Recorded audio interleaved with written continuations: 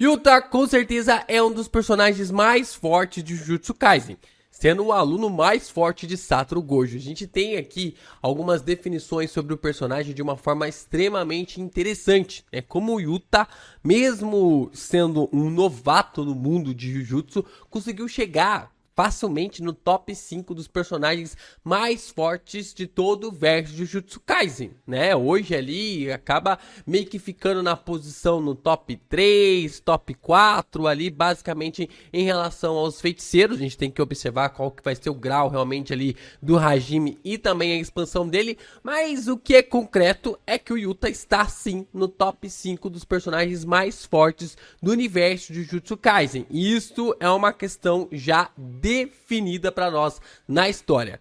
Mas a questão do Yuta é que o personagem possui uma habilidade que lhe dá a capacidade de criar uma expansão sem a necessidade de fechá-la. Pelo menos é quase isso.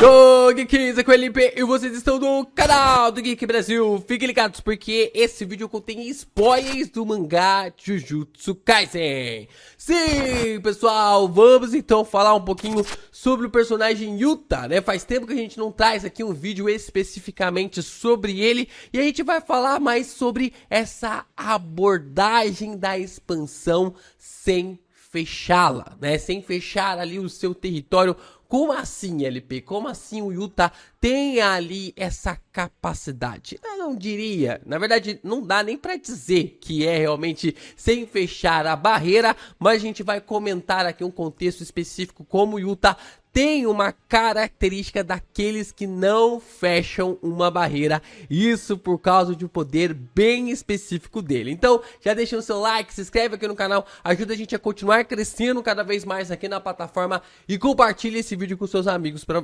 gente continuar falando de Jujutsu, né? E tem dois recadinhos pra vocês. O primeiro é que daqui 2 semanas começa o anime Jujutsu Kaisen, então se inscreva lá no React do Geek Brasil, que a gente vai falar tudo por completo, né? Na verdade, a gente vai analisar toda a temporada lá no React do Geek Brasil. E o segundo é que eu abri uma pergunta, né? Eu abri um espaço de perguntas lá na aba de comunidade sobre suas dúvidas. Quais dúvidas que você está tendo da batalha de Gojo versus o Sukuna? Deixa sua pergunta lá que a gente vai tentar responder a maior quantidade de perguntas aqui no canal e vai soltar amanhã, então ainda dá tempo de você fazer a sua pergunta mediante o lançamento desse vídeo. O mangá de Jujutsu Kaisen nos mostrou um feito absurdo do Sukuna, fazendo uma expansão de domínio sem precisar fechar a barreira.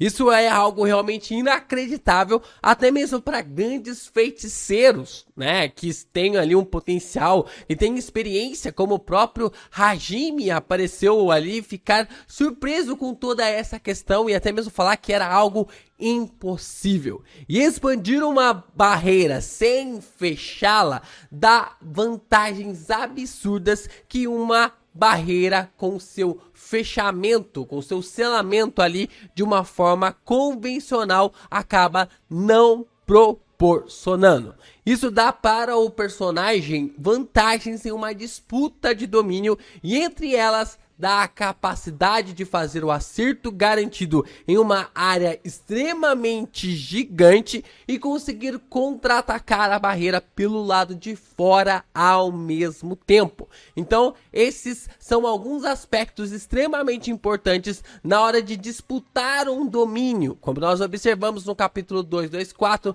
na hora de disputar o domínio entre Sukuna e o Gojo, estava completamente empatado dentro da barreira. Mas como o Sukuna não depende de um domínio com a barreira fechada, ele consegue usar os seus cortes do lado de fora para quebrar o domínio mesmo estando preso do lado de dentro.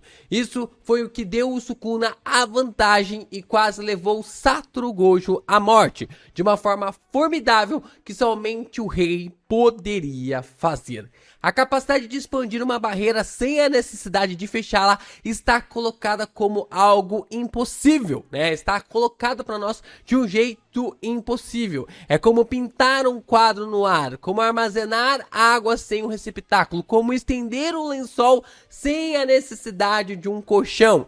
É simplesmente impossível manter essas coisas em seus devidos lugares sem algo para estabelecer ali o normal, sem algo para estabelecer o equilíbrio entre as ações que serão expostas. Porque sem esse auxílio, a gente pode observar que expandir um domínio sem barreira é quase impossível. Quase impossível, porque o Sukuna é um ser divino. Como o próprio Hajime diz, o Sukuna, quando está manipulando a energia amaldiçoada, ele chega a um nível divino, um nível absurdo, um nível incalculável ali para os padrões normais dos feiticeiros. Mas existe um outro personagem de Jujutsu Kaisen que nasceu com o mesmo potencial que o Sukuna demonstrou em toda a história, que é o Yuta Okkotsu. Quando analisamos a batalha da Uro contra o Yuta, ao ver a quantidade de energia amaldiçoada do antigo prota, a personagem lhe compara com o Sukuna. É claro que ela não está falando ali propriamente para o Yuta sobre o Sukuna, mas ao ver a forma como ela está se lembrando do Sukuna naquele momento, quando ela está dando algumas dicas e sugestões para o Yuta, demonstra claramente que ela estava se lembrando do Sukuna ao lutar contra o Yuta, de que existem realmente referências nessas situações. Isso não é um mérito à toa, é um mérito de verdade do personagem, já que o Yuta apresentou algumas semelhanças ao Sukuna durante toda a história de Jujutsu Kaisen. O primeiro ponto que nós temos aqui é que a técnica que o Yuta utiliza, né, o mimetismo, lembra muito ali a técnica que o Sukuna consegue utilizar. Lembrando que o mimetismo pode vir da Rika, né? A gente ainda não tem ali um detalhe, uma explicação sobre o mimetismo, se vem da Rika ou se é uma técnica do personagem, já que em Jujutsu Kaisen Zero é dito que para o Yuta e a Rika usarem o poder, eles precisam combinar juntamente ali essas ideias e esses poderes. É claro que a Rika que nós temos hoje é apenas ali um espelho da Rika do passado e não tem tanta capacidade, poder amaldiçoado como a Rika antiga possuía, mas mesmo assim a técnica do Yuta é colocada como Rika no guia oficial. Na técnica ali do guia relacionado ao Yuta, não é falado de mimetismo, não é falado ali sobre essa classificação. A própria Uro coloca como a técnica de mimetismo para o Yuta, mas no guia oficial, que está bem aqui atrás, ele fala que a técnica do Yuta é a Rika, o que define para nós de que supostamente, assim como a Rika tem a capacidade de copiar as técnicas dos seus oponentes e dos seus aliados, o Sukuna também consegue fazer isso. O Sukuna também consegue ter essa capacidade, já que grandes maldições ou grandes feiticeiros daquela época da Era de Ouro conseguiam copiar as habilidades dos seus adversários. Da mesma forma como a Rika conseguiu fazer com a Uro, da mesma forma o Sukuna conseguiu fazer com o Jogou. Outro ponto de semelhança entre os personagens é que o Yuta, ao lado ali do Sukuna e a Shoko, são um dos poucos personagens que conseguem usar a energia reversa em si mesmo e nas outras pessoas. Isso é um controle tão refinado de energia reversa que nem mesmo Satoru Gojo consegue fazer. Além do controle refinado, você ainda precisa ter uma quantidade de energia amaldiçoada do caramba, uma quantidade gigantesca, né? Porque a energia amaldiçoada reversa é a capacidade de dobrar ali o seu poder para criar, né, negativo com positivo. E o Gojo não tem uma quantidade, né, um armazenamento de energia amaldiçoada gigantesca comparado ali tanto ao Yuta quanto também ao Sukuna. Isso a gente consegue ver que a forma de você ter uma quantidade de energia reversa absurda te dá ali a capacidade também de curar as pessoas ao seu redor. No caso, a Shoko acabou indo para o lado apenas de curar e não se tornou ali uma combatente, porque ela não queria colocar a sua vida em perigo. Mas ao mesmo tempo, o Yuta, ele tem essa capacidade e essa criação no campo de batalha para realmente mostrar esse diferencial. Como tem ali esse diferencial do Gojo, mas ao mesmo tempo essa semelhança com o Sukuna. A forma realmente como o personagem consegue fazer algo que nem mesmo Satoru Gojo consegue se destacar.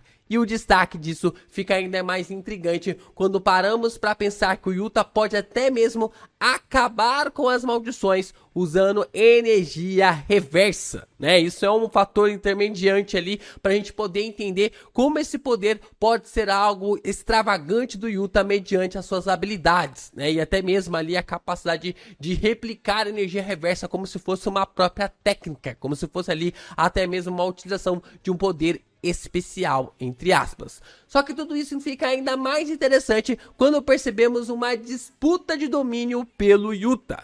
Mesmo o Yuta sendo obrigado a fechar a sua expansão de domínio, né? Não tem ali o caso do Yuta, pelo menos por enquanto, de utilizar a expansão de domínio sem fechá-la.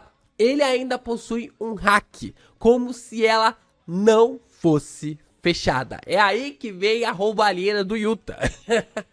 É aí que vem a roubalheira do Yuta. Mesmo ele fechando a barreira, quem fica do lado de fora dá para o personagem a mesma capacidade que o Sukuna tem em utilizar uma expansão sem fechá-la. O Yuta ainda possui a Rika e ela pode ser invocada pelo lado de fora e quebrar a expansão de domínio, lhe dando a vantagem do acerto garantido. Quando o Ryu e também ali o Yuta e a Uru invocam o domínio triplo, a expansão de domínio triplo, antes do Baratão vir destruir, né, a gente percebe que a Rika já estava se preparando para destruir a expansão de domínio dos três pelo lado de fora, o que daria ali uma vantagem para o próprio Yuta. Só que quando o Baratão vem e destrói, essa vantagem ela é desfeita, acaba sendo desfeita e é como se a expansão de domínio dos três nunca tivesse sido invocada, de uma forma de perder apenas a energia amaldiçoada para utilizar nessa técnica.